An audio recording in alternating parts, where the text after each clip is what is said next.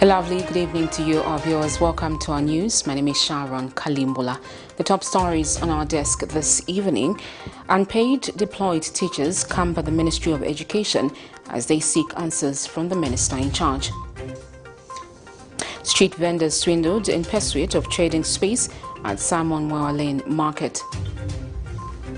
GUINEA calls for amendments on the CDF Act. In international news, ECOWAS imposes individual sanctions on COUP plotters in Guinea and Mali. And in sports news, Chess Federation of Zambia urges women to take up the sport. Africa is rising to a new dawn of integrity and accountability. Are you tired of being swindled or buying fake or illegal properties? Would you like to sell or buy genuine property? Would you like to list your property on both local and international market?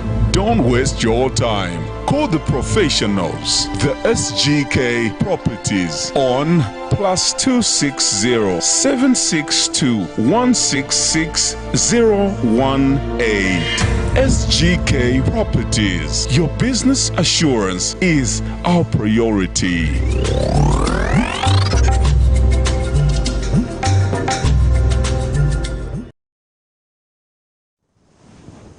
Once again, thank you for joining us. The news in detail. Street vendors in Lusaka's business district are allegedly being swindled by an association calling itself the Vendors Association, which is going round collecting money with the promise of being allocated trading space at MWEWA Lane Market, which is under construction. The Lusaka City Council recently put up an advertisement calling on interested people to make applications in order to be allocated space at the new market. In an interview, Independent Ward Chairman Mr. Ngambela Kabela has called on the council to ensure a transparent allocation process to avoid leaving room for corruption. Details in this report. The number of markets in Zambia has never been enough to meet the ever-rising demand, as majority of women and youth in the country have ventured into informal activities such as market trading. This has pushed many of them into the streets as they have no formal trading places. Street vendors have often fought running battles with the local authorities as they contribute to vices such as littering. The outbreak of diseases like cholera has also been attributed to many factors, among them the selling of cooked food by street vendors, which is prepared in a questionable environment. It has often been noted that the solution is to build more markets. The Lusaka City Council recently called on interested people to apply for trading places at the new MWEWA Lane Market, which is almost complete. However, Independence Ward Chairman at the Lusaka Central Business District, Mr. Ngambela Kabela, alleges that an association is going around collecting application fees in the name of the Lusaka City Council. There is an association called the Vendors Association, which was an association for the previous government. What information we have on the ground is that they've got a pre-list of people who are supposed to be at the new market. So ngate ifyo ngachashi kupasana vakanso mupose kwa mano ngatamulata mupose kwa mano inshira market ta skate kaba ifyo ngwefingisana so vakanso tureromba mubombe ifo mufilo kubomba. An affected street vendor Mary Zulu has also aired her voice. Ine nangaram street zakazambiri, no shop, no stand. So hapa namvela tukuri ma stand kuja ku Simpsoni. So timvela tivanazula kudala ngavanazula niwe ndani pakuti hapa ndipo niwakamba ti kista ma apply. So ise ma apply yayo ndipo neti yamvela tiziyambo chita reply vakamba ti yanazula. Meanwhile, Town Clerk Mr. Alex Mwansa says no association has been engaged to collect application fees on behalf of the council. We are not aware of any other process. It has not been endorsed by the council. The only one endorsed by the council is the one we advertised in the press. The affected traders have called for clear communication channels to avoid traders being swindled. Zipora Mshala, Camnet News, Lusaka. Representatives of 3,000 teachers who have not yet been placed on payroll despite being deployed by government have come to the Ministry of Education in Lusaka. The teachers who sought audience with the Minister of Education, Douglas Yakalima, were unable to meet him as they have been informed that he is out on official duty in France. They have, however, refused to leave the office premises, stating that they will spend nights at the ministry until their plight is heard. We are tired. This is a new dawn. This is a new dawn. We are tired. There are so many things to do. Every day talking about payroll. Every day talking about payroll. No, it doesn't make sense. It doesn't make sense. These are representatives of 3,000 teachers who have not been placed on payroll for over 1 year now, despite having been formally recruited and holding formal employment letters. The teachers have been in the media for a long time now, seeking answers from the government over the matter. They state that while some teachers recently recruited have been placed on payroll, this group has been left out. Monday morning, the teachers visited the Ministry of Education to seek audience with the new minister, Mr. Douglas Yakalima. The aggrieved teachers were unable to meet him as they were informed that he is away in France on ministerial duties. This has not deterred them, as they have decided to set camp here and have since shifted braziers and cooking utensils to the ministry. After seeing that nothing has been moving on our side, we decided to come and follow it up and to get the first-hand information from the Honorable Minister. It's unfortunate that we've been told that he's in France. But we'll wait for him because we have no choice. We'll wait for him, as you've seen here. We'll be cooking from here, we'll be sleeping from here. Yes. What we want is just justice in the education system.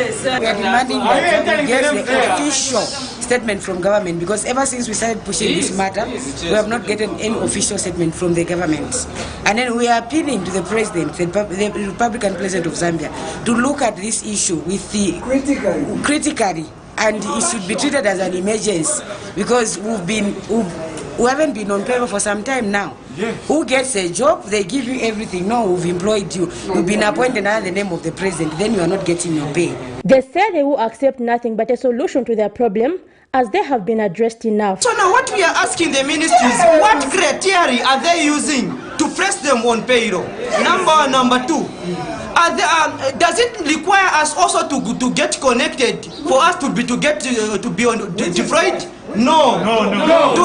Does it require us to be connected to anyone for us to be deployed? No. So what we are asking for from our government, our Bale, our father, is that may he consider us teachers, because we are going through a lot of challenges. Let government consider us the same way they are considering the nurses, the doctors, because the Minister of Finance mentioned these people.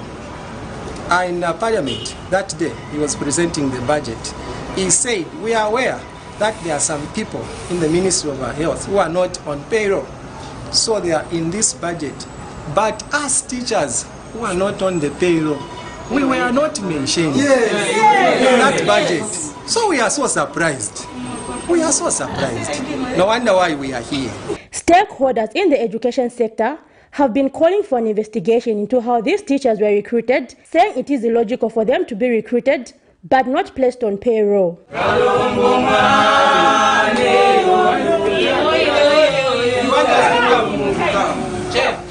Zipporah Mshala, Camnet News, Lusaka. Thank you, Zipporah. We will continue to track the story until it reaches its logical conclusion. In other news, Governance, Elections, Advocacy Research Services, GUINEA's initiative has called for the amendment of the Constituency Development Fund Act to ensure the release of funds on time for execution.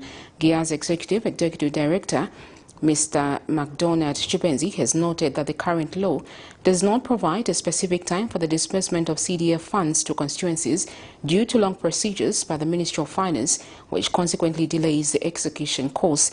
Meanwhile, Mr. Chipenzi has further called for the depoliticization of ward development committees to ensure inclusiveness in the execution of CDF. He notes that in recent past, citizens are on record complaining of benefiting from CDF by virtue of being in the opposition, which he says the narrative must change. Mr. Chipenzi was speaking to Camnet TV when he appeared on Camnet TV's breakfast show Monday. Like like I said, I think one time you covered this story, is that the law at the moment gives power to the minister to only release that fund or approve the project in April. Okay? So like now, up to March, it is an issue of identifying projects and the submission of those projects to the minister for approval. Okay, and the law gives the minister 30 days in which to consider approving those CDF projects. And in an event that maybe the project, the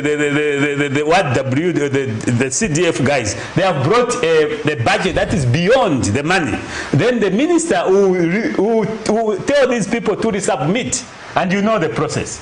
This submitting may also take another 1 month to reduce the budget to that level, and so on and so forth. So what we expect now is that with these huge sums of money, we need to amend the Constituency Development Act. Okay, so that at the end of the day, we don't have very limited time to implement this project. Because the moment you have limited time to implement project, then abuse will come in, fraud will come in, fake receipts will come in, so that you finish the money and understand the money, how the government money works. Once it's 31st December, whatever you have not used must go back to control 99. So now, if implementation starts, let's say April is for approval, the whole country, it means that implementation starts in May. And May to December, and actually May to November, because December again is an issue of retiring. Okay, so May to November, how many months to finish 25.7 million? Is that possible? No. The Chipata-based Community Inclusive Development Network, a group of persons with disability, is disappointed that roads in Chipata are not disability-friendly. Network coordinator Machisa Zimba is confident that the persons with disability will be involved in the planning of Constituency Development Fund expenditure to ensure that persons with disability are included. Meanwhile, Mr. Zimba is happy that the Constituency Development Fund has increased from 1.6 to 25.7 million per constituency. They'll be sitting as they'll be planning for these constituent development funds.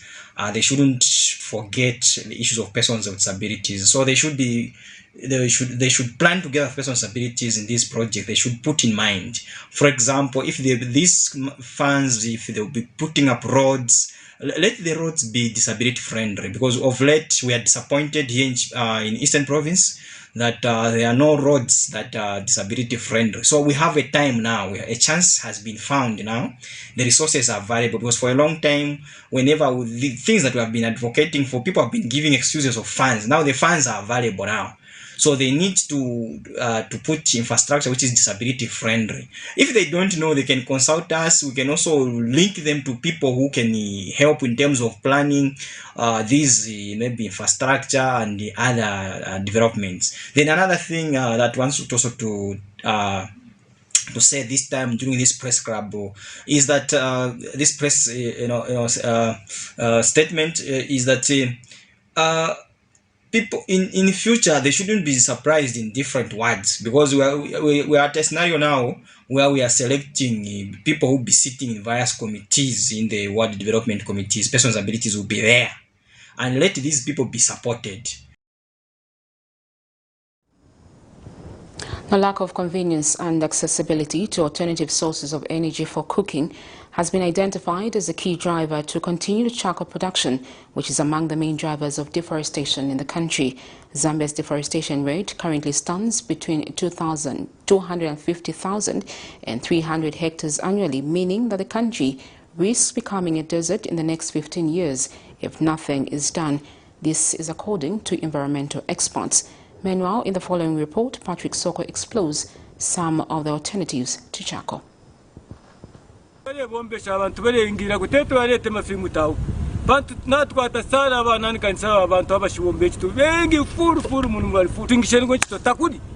Indiscriminate cutting down of trees has been one of the problems Zambia has faced in recent years, and charcoal production is among major drivers. During the 2021 Energy Week, I took time to interact with some exhibitors to find out how they were responding to the issue of alternative energy. The Rural Electrification Authority has been promoting sustainable and inclusive access to energy, and last year, it unveiled a pressure cooker. Tuku Zamwala explained how the pressure cooker works and that people in rural areas will be helped to acquire it at a subsidized price to reduce firewood and charcoal reliance. Brought out our pressure cookers, which is something we are trying to establish in the rural areas, because not only are they for sockets, but these are solar pressure cookers as well. So it helps with the renewable energy, and they're efficient, they're durable, and they're also more convenient. Certainly this would help in conserving energy, though the question of affordability and convenience comes into the picture. In the meantime, the Ministry of Energy, through the Energy Regulation Board, has been promoting efficient braziers which consume less charcoal, among other measures. On our stand are efficient cookstoves and also a gas stove, which means we're using a gas stove. We're promoting alternatives to charcoal by the utilization of liquefied petroleum gas LPG. We also have efficient cookstoves, which use 40% less charcoal as we are trying to conserve our forestry. So by using 40% charcoal, it means you're using less fire. We are reducing on cutting trees and utilizing of wood. In the eastern part of Zambia, in Chipata district, Gilbert Tembo invented what he calls agri-waste charcoal brigade that can be used both for domestic and industrial use in an environmentally friendly manner at an affordable price. Agri-waste such as maize, corns, groundnuts, shells, those things that we don't normally use, we throw them as waste. I get those things, then carbonize them, and after carbonizing them, turn them into dust, charcoal dust, and add a binder, which in this case, it's forage. So this is a substitute, actually, for the conventional charcoal. As you know, the climate change, you see, it's very hot now because of the effects of climate change. Because each and everyone needs to eat, and the cheapest source of energy is charcoal or firewood. So I came up with this initiative so that I can substitute the charcoal and firewood. It is evidence that Zambia is still in search of alternatives to charcoal, as seen from different solutions, but one only hopes such interventions could be upscaled in order to conserve the environment. Patrick Soko, Camnet News, in Lusaka. Lusaka-based economist Yusuf Doja has called on government to promote agricultural practices where edible oils can be derived from by putting incentives to promote investment in this sector. In trying to promote local production, government recently banned the importation of edible oils into the country, but was later forced to lift the ban due to low supply. This inconsistency has been causing fluctuation in the prices of edible oils over the past months. We need to see a mechanism where, through the Ministry of Agriculture and in partnership with the farmers associations and millers, that we can be able to promote the growth of more agricultural products from which oil can be expelled, and to be able to encourage more oil processing companies in Zambia in the private sector, so that we have a bigger supply of edible oils within Zambia.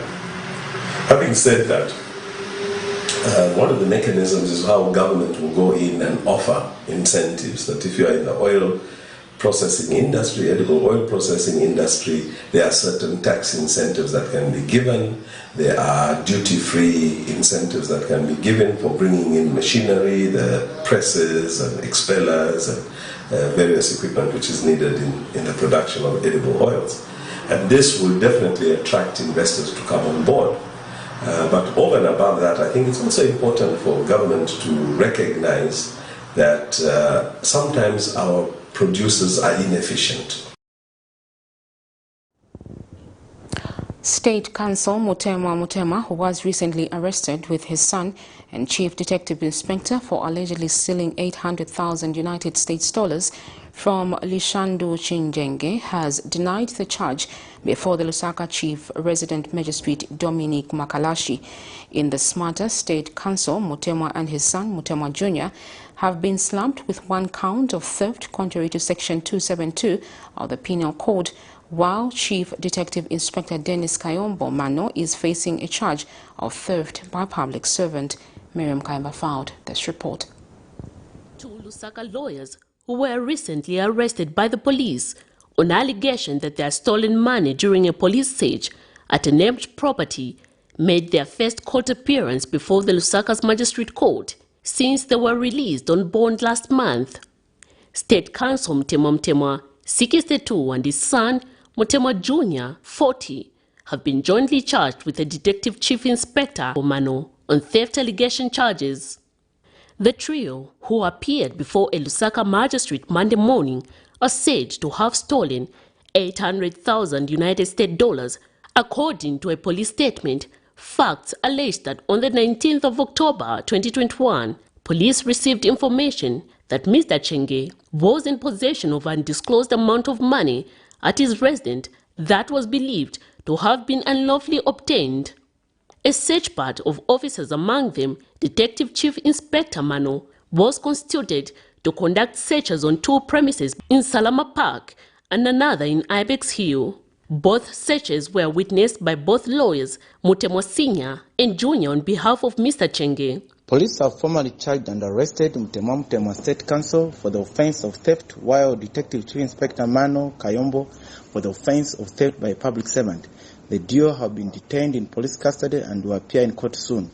It is alleged that whilst the search was going on at the Ibex Hill premise, Inspector Mano and State Counsel Mutema, who were instructed by Mutema Jr. to assist, went to Salama Park residence and picked up two bags suspected to have contained the sought money from one of the motor vehicles belonging to Mr. Chenge on his instruction for safe custody. However, the trio have denied the said allegation this morning after taking their plea. Today you make news today. Trial is expected to commence on the 23rd and 24th of this month. Miriam Kaimba, reporting for Camnet TV News. Patriotic Front member Chimba Kamwili is expected to open his defense on the 29th of November 2021 in a case he is accused of insulting former President Edgar Lungu. The former opposition leader, who appeared Monday afternoon to commence his defense, was informed that the court presiding over his case was not available. In this matter, the accused is alleged to have referred to former head of state as a dog. Miriam Kaimba once again filed this report. Although cleared against other criminal charges he was facing before the court, opposition Patriotic Front member Chishimba Kambli will have to appear before the Lusaka's Magistrate Court for quite some time. Tiwa is cleared for the charge of defamation of the president that is currently facing. Slapped with one count of defamation of the president, which he pleaded not guilty to, the accused was expected to open his defense Monday afternoon to give his side of the story over the said allegations against him. In 2019, the accused was dragged to court for allegedly insulting former President Edgar Lungu. It is alleged that on dates unknown but between the 26th and 27 August 2019, with intent to bring the name of the president into hatred, ridicule, or contempt, he published an insulting matter by word of mouth.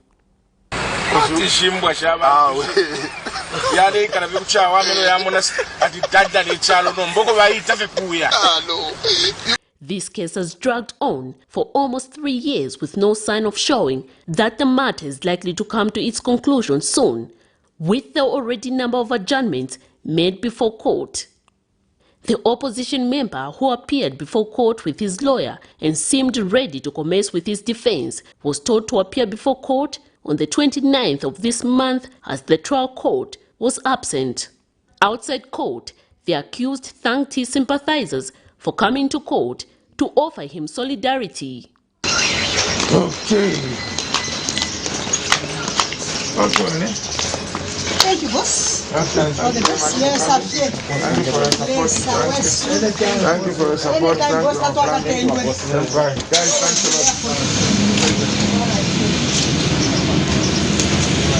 Miriam Kaimba reporting for Camnet TV News. Opposition National Restoration Party Deputy Secretary General Martin Molenga has called on the Opposition Patriotic Front to stop opposing every move that is made by the United Party for National Development Administration in their quest to develop the nation. In an interview with Camnet TV, Mr. Molenga says the opposition party should desist from misquoting every action that is made by government to gain political mileage. Of late, the UPND administration has come under fire over remarks issued such as the famous clique of thieves that has characterized public debate. We feel that we need to comment on the many things that this opposition, PF and their surrogates are trying to do to this country. They did not believe that at one point the UPND and President Hakainde Hichilema would become president of this country. So what they've resorted to is very unfortunate, where they always want to start concocting stories to drift people's attention from the many ills that they committed. They are coming up with statements that they would want to bring the name of the president and the UPND alliance government to make people start questioning certain kind of pronouncements. They want to start politicking in their quest to become relevant in our political dispensation. But the Zambian people are aware that these people failed. The governing United Party for National Development has distanced itself from the planned picketing of Parliament to consider lifting the immunity of former President Edgar Lungu.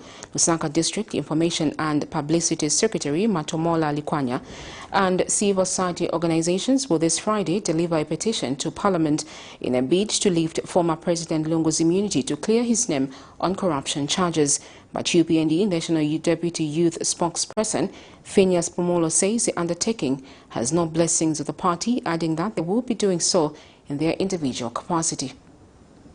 They are not representing the party youth wing, but they are going there to represent themselves as citizens. As you are aware that citizens have got rights to exercise their constitutional rights, and those are just citizens that are trying to exercise their constitutional rights. But they are not representing the view of the party National Youth Wing.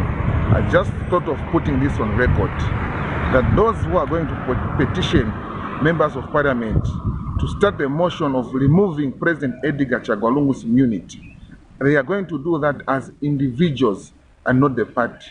And they have got no blessings from the party hierarchy. This is Camnet News. Thank you so much for staying on. We take a break. When we return, we have more interesting stories. Stay with us. Your skin is the biggest muscle in your body. That's why we make sure that Oracle is #1 when it comes to taking care of your precious skin.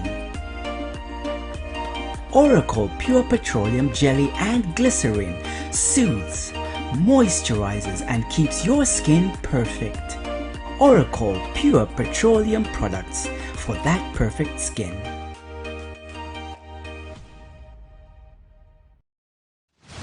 This is the Rusitu Irrigation Project. It's a government project funded by the World Bank through IDSP. The project involved laying over 18 kilometers worth of interlinked water pipes that will supply water to the 280 hectares land for small-scale and commercial farmers in Lusitu of Chirundu district. We worked on 35 kilometers of the road network and also constructed 159 concrete water hydrants of different sizes in all 3 tiers. The state-of-the-art water pumping station at the banks of the Zambezi is fitted with 9 water pumps, a dedicated concrete reservoir, a 500 kV automated standby generator, a fully automated pump switching system that is interlinked with a second reservoir of 27,000 cubic liters capacity, which is fitted with 7 water pumps, a standby generator and floater tanks for that extra water pressure on the irrigation lines. Savenda Construction is grateful to the Zambian government and the World Bank for giving us the opportunity to be part of the history of Lesotho, as the project will benefit over 282 households once completed, and is just one of the many that Savenda Construction has embarked on, owing to its track record and capacity to deliver as per requirement. Savenda, save nations, develop Africa.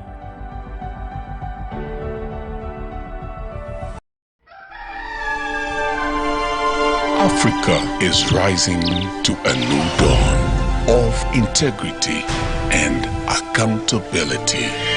Are you tired of being swindled or buying fake or illegal properties? Would you like to sell or buy genuine property? Would you like to list your property on both local and international market? Don't waste your time. Call the professionals, the SGK Properties, on +260 762 166 018. SGK Properties. Your business assurance is our priority.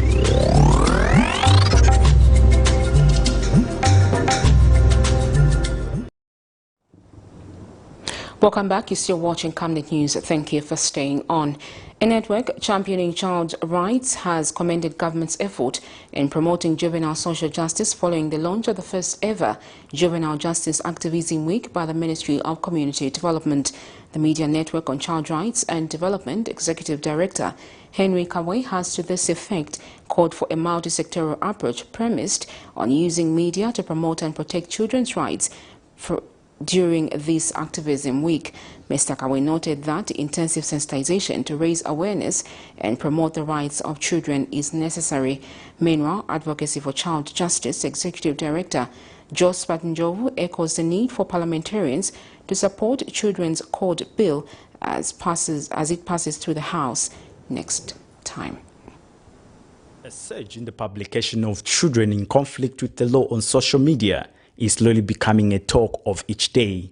Regardless the high number of children who come in contact with the law, stakeholders hold the view that exposing children on social media is uncalled for. To raise about awareness on child justice, the Ministry of Community Development and Social Services Sunday launched the first ever Juvenile Justice Activism Week aimed at sensitizing the community on social justice for the children. And the Media Network on Child Rights and Development has called for a multi-sectoral approach premised on using media to promote and protect children's rights from all forms of abuse as active response during this activism week. MNSRD Executive Director Henry Kawe says this during an exclusive interview with Camnet TV Monday. Development and social services did allude to the need for us to protect children on social media. There are so many things that our children are being exposed to, issues of pornography, issues of indecent exposure that have been endangering their lives. And we are also seeing a move where people are also snooping on these children to expose them to various platforms where they are being shown on pornographic sites, like the case where a gentleman was arrested in Kasama who was secretly capturing in pictures of girls that were bathing. So we need to ensure that this is followed up. We appeal to ZICTA.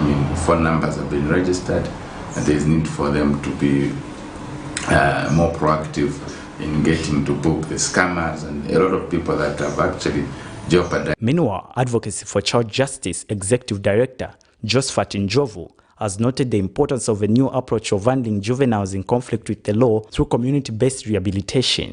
The need, to observe the rights of children that come into conflict with the law, and then also those that come into contact with the law. As you know that almost on a daily basis, if there is a child who has committed an offense, or there is a child who has been infringed or abused, and these they come into contact with systems that need to protect them. But sometimes you find that these systems are not ready to protect these children, because there are systems that probably are lagging behind. They are not meant for the children, but the children are being subjected to them. So we are trying to sensitize to the community that there is also another way of dealing with children that come into conflict with the law, which is child friendly. So we are promoting what we are calling the child-friendly justice system that is actually promoting a community-based rehabilitation and reintegration. Mr. Njovu has also echoed the need for parliamentarians to support the Children's Code Bill as it is presented before Parliament in the next sitting. We lobbying that the members of Parliament should come together. They should bring themselves together and see to it that this bill is actually enacted into law. So that will actually improve the legislation, for children in Zambia, as well as improving the protection systems, and mechanisms within the country. This week activism is dubbed a child-friendly juvenile justice system that promotes community-based rehabilitation and reintegration. Alex Shimba, Camnet News in Lusaka. Government says youths and adolescents are facing a number of challenges in accessing sexual, reproductive and health rights information and services. Eastern Province Acting Permanent Secretary Roy Tembo says SHR services can be available but not accessible by all youths and adolescents. Speaking during the intergenerational dialogue meeting for faith, traditional and key stakeholders in child marriage and teenage pregnancies held in Chipata, organized by Plan International Monday, Dr. Tembo says it is regrettable to hear that the Provincial Health Director that Eastern Province between January and June 2021 had recorded 12,982 teenage pregnancies, of which 400 were from girls below the age of 15, while the rest were captured from girls at the age of 15 and 19. According to the record, at least 39% of girls get married at the age of 18 in the province, and Chief Madzimawe of the Ngoni-speaking people in Chipangali district has called for concerted efforts from all stakeholders in order to effectively fight teenage pregnancies and child marriages in Eastern Province. In other news, a pharmaceutical expert, Jerome Kanyika, has challenged government to intensify COVID-19 vaccinations, of which the country has so far vaccinated 6.6% of the population. In an interview with Camnet TV, Mr. Kanyika has reiterated his call for Zambia to make COVID-19 vaccination mandatory, stating that the fight against the pandemic must be taken seriously to avoid the rise in positive COVID-19 cases. The pharmaceutical expert says government should restrict access to certain places, stating that only those who are fully vaccinated must be allowed access. He has added that these will discourage those that are still hesitant to get the vaccine. That's a restriction for COVID. We have now told people to mingle and do whatever thing that they're supposed to do. Then we have only about 6.6% of the numbers of Zambians who are fully vaccinated. So that itself causes you to say we are not doing much. Well, the fourth wave is almost with us. This is going to be bad in such a way that the civil servants, the nurses who are supposed to work and vaccinate the people, they will be burdened again with the issue of treating the patients who are COVID positive and also vaccinating the people, which already we have a serious burden. One thing we are supposed to do, we are supposed to go for mandatory vaccination and implement that as soon as possible. Chipata City Council Mayor George Mwanza says cases of mental health in Chipata district are on the rise, expressing concern over this matter. Mr. Mwanza says a lot of people are going through mental challenges and need to be helped. Speaking as guest of honor during the commemoration of the World Mental Health Day held at Mary Mother of God, Navotika Parish, In Chipata, Mr. Mwanza commended the Catholic Church Diocese of Chipata for taking up the initiative to assist people with mental challenges. This year's World Mental Health Day was being held under the theme Mental Health in an Equal World. Zanis has more on this. The Chipata district commemorated this year's World Mental Health Day at Mary Mother of God Navtika Parish. The commemoration, celebrated under the theme Mental Health in an Equal World, was graced by Chipata City Mayor George Mwanza. Inkhani ya misala, inkhani yovutika mtima, kapena kuti mental health pachizungu. Ni nkhani yankhala yovutisha, ndipo yokhuza munthu aliyense. Olosenza mboma, olo uli kuchechi, olo uli mkomboni, olo uli kulikonse. It is an issue that affects all of us. Chifukwa abantu bakhala ovutikira ku nkhani ya mental health ndiyo kondopezeka kuti nazilongosiwasu, they are our brothers and they are related to us in one way or the other. It's an area that we all have to take serious interest, kapena kuti concern pa chizungu, kuti tonse tichite participate ku nkhani ya mental health.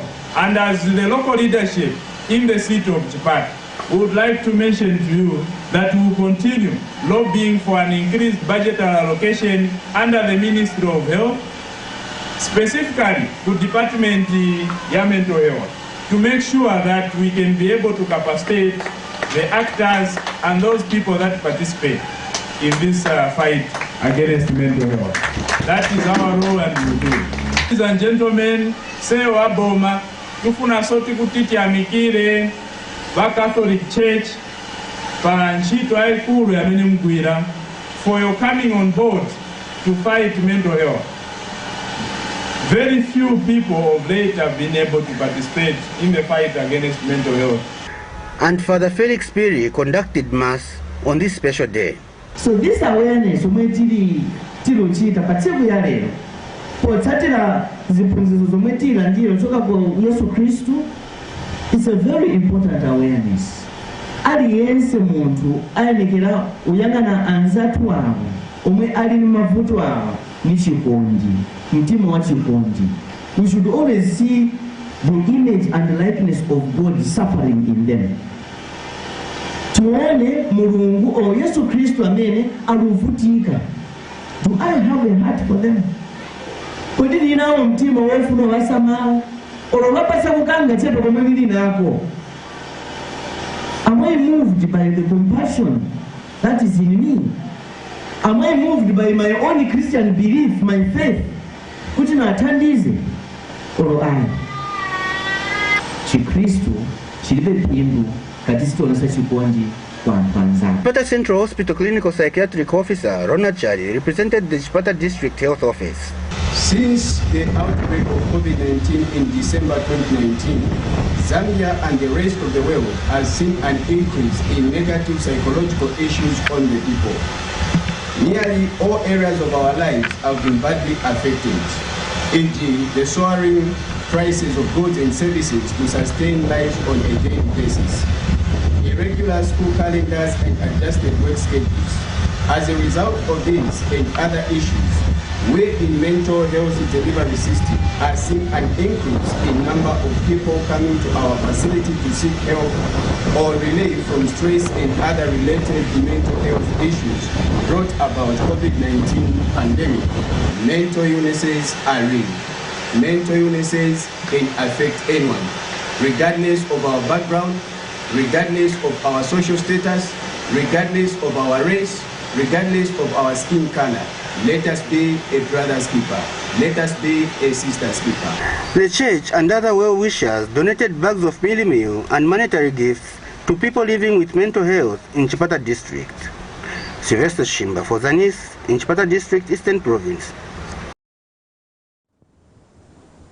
The Ministry of Agriculture, in partnership with the Food and Agriculture Organization, have instructed agriculture officers in hotspot district affected by the African migratory locust to seriously undertake early warning systems on the deadly pest during the 2021-2022 season.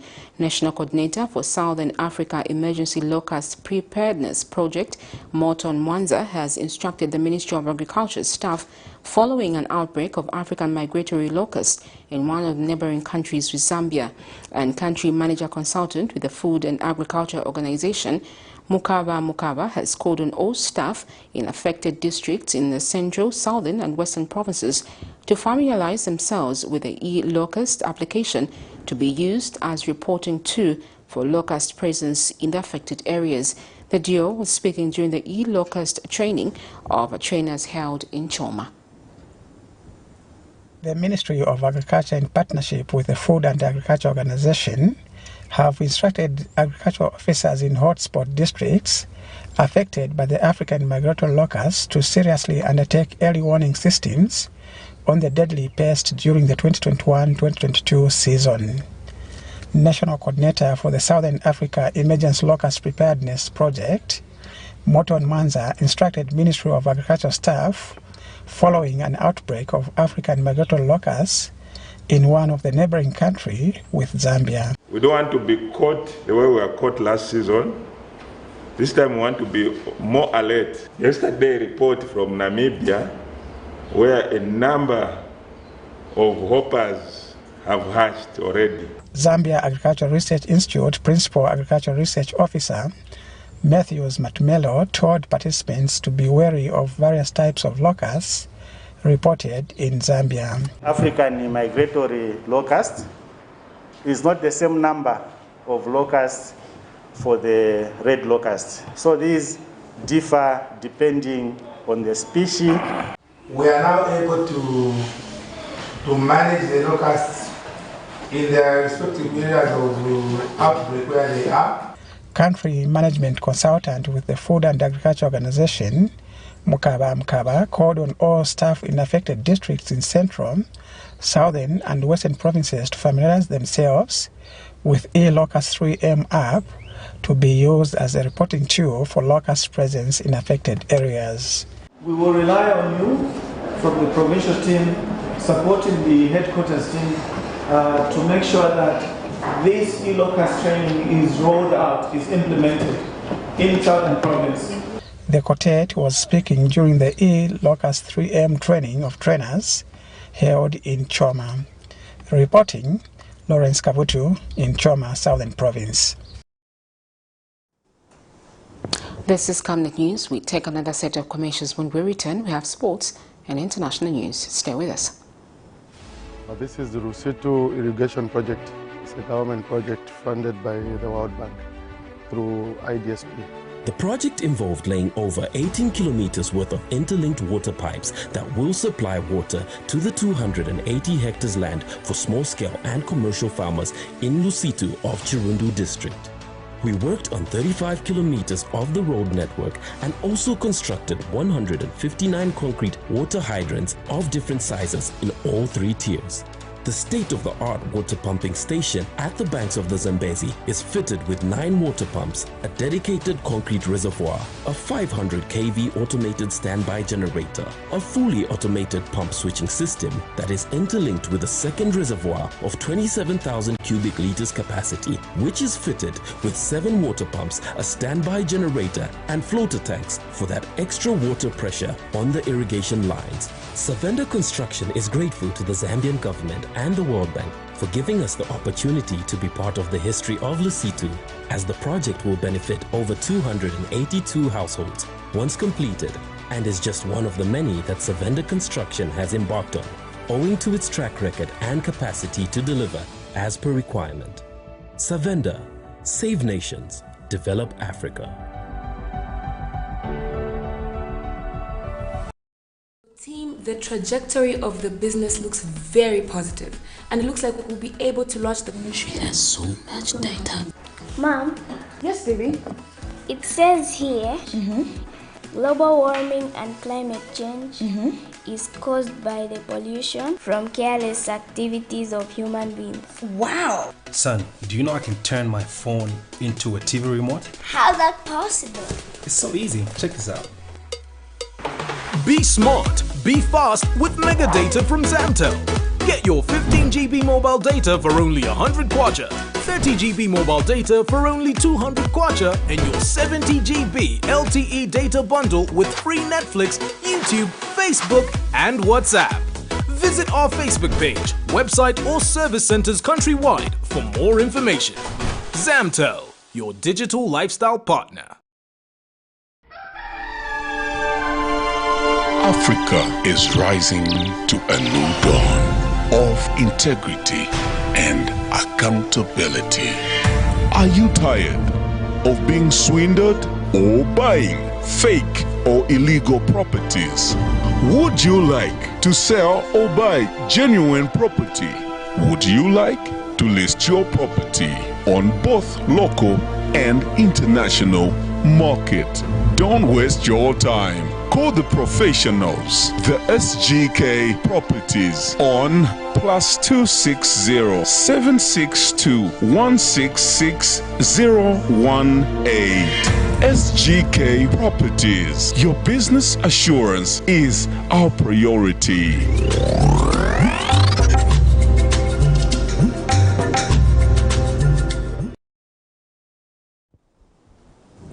Welcome back. The West African regional grouping ECOWAS on Sunday hardened its stance against military rule, Mali and Guinea, imposing new individual sanctions and calling on both countries to honor timetables for their return to democracy. The Economic Community of West African States has decided to sanction all those implicated in the delay in organizing elections set for the February 27th in Mali. ECOWAS Commission's President Jean-Claude told AFP at a summit of 15-nation group in the Ghanaian capital, Accra. He said Mali had officially written to Ghanaian President Nana Akufo-Addo, who holds the rotating presidency of ECOWAS, to inform him that Sahel country could not hold elections as planned. Here's a roundup of international news.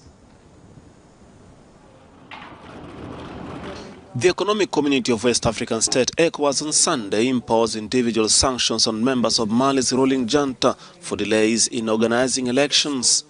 The sanctions include a travel ban, a freeze on their financial assets, and this also targeted their immediate family members.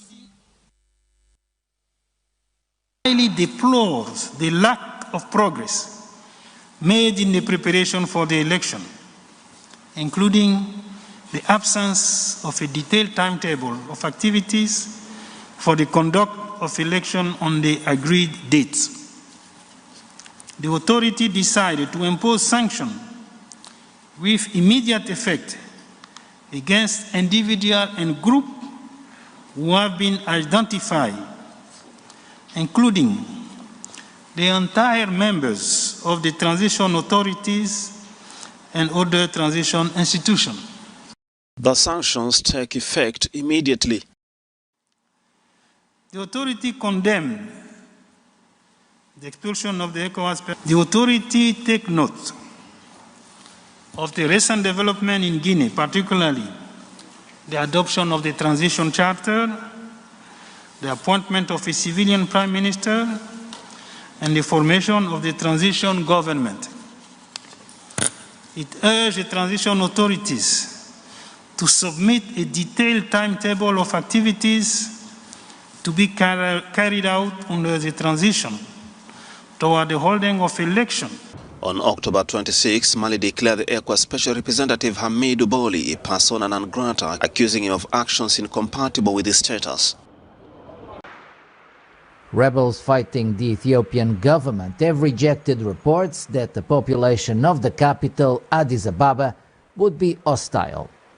The Tigray People's Liberation Front, TPLF, have made advances in recent weeks and is now 400 kilometers away from the capital. The rebels' spokesman denied that their presence in the city would cause a bloodbath. The story that the population in Addis is vehemently opposed to us is absolutely overstated. But people in Addis should feel, in Addis is capital of Ethiopia. It's a melting pot. The claim that Addis will turn to a bloodbath if we enter Addis is absolutely ridiculous. The TPLF is locked in a year-long battle with the government, headed by Prime Minister Abiy Ahmed. Another rebel group has also joined them in the fight against the government. The objective is to overthrow the Prime Minister.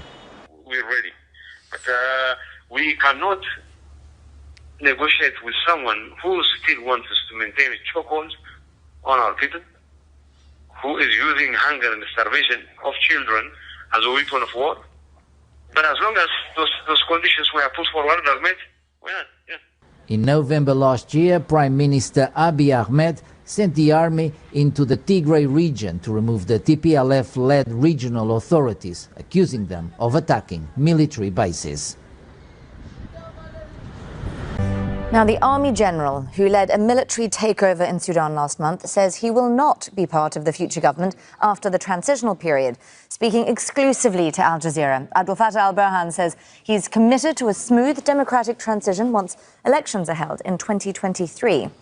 Last month, the military took power, dissolved the civilian arm of the government and declared a state of emergency. It is our pledge, a pledge we made to ourselves, the Sudanese people and the international community, that we are committed to completing the democratic transition, holding elections on time and committed to not stopping any political activity as long as it is peaceful and within the bounds of the constitutional declaration and the parts that have not been suspended.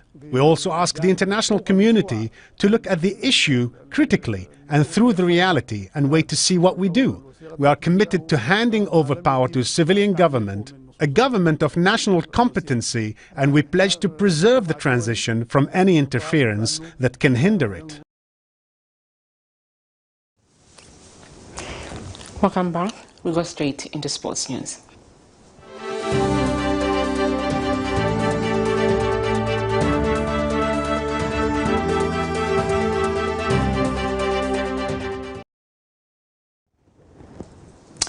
In sports, the Chess Federation of Zambia Vice President Leslie Chikwese has challenged women in Zambia to fully participate in chess tournaments to develop their talents.